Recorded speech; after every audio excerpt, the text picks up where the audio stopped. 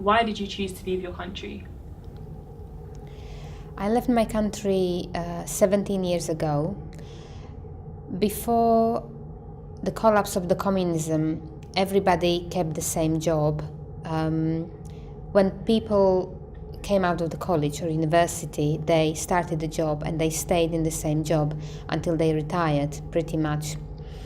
After the collapse of the communism, everything changed quite dramatically, and I remember it was very intense period straight after the November 1989, and everything was just, it was like an earthquake in the country in terms of the thinking and people just coming alive.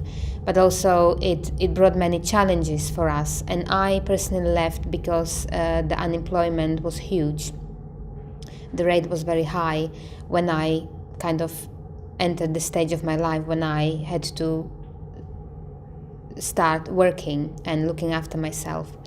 And before the communism collapsed, everything was very much contained and the structure was so tight, and everybody was very, in a way, secure job-wise and existence-wise within the structure.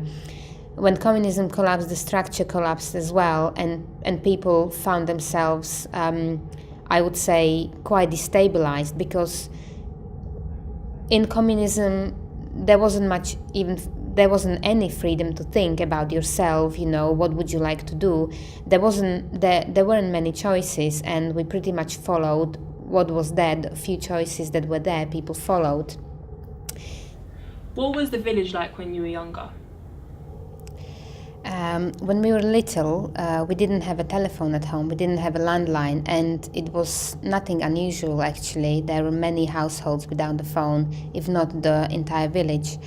If we had to contact somebody, or somebody wanted to speak to us who didn't live in the village, we could make a phone call in the local post office. And how it worked was that there was a public announcement actually that said, can so-and-so family come to the post office because you will receive a phone call at, let's say, 1 o'clock in the afternoon.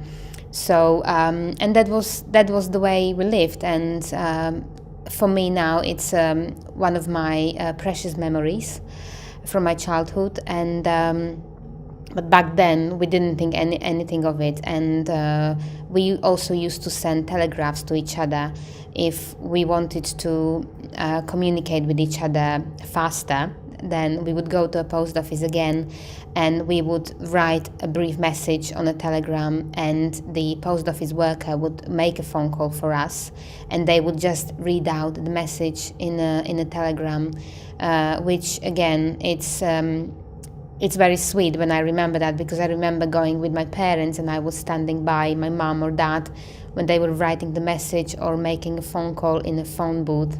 So it's all very vivid in my memory.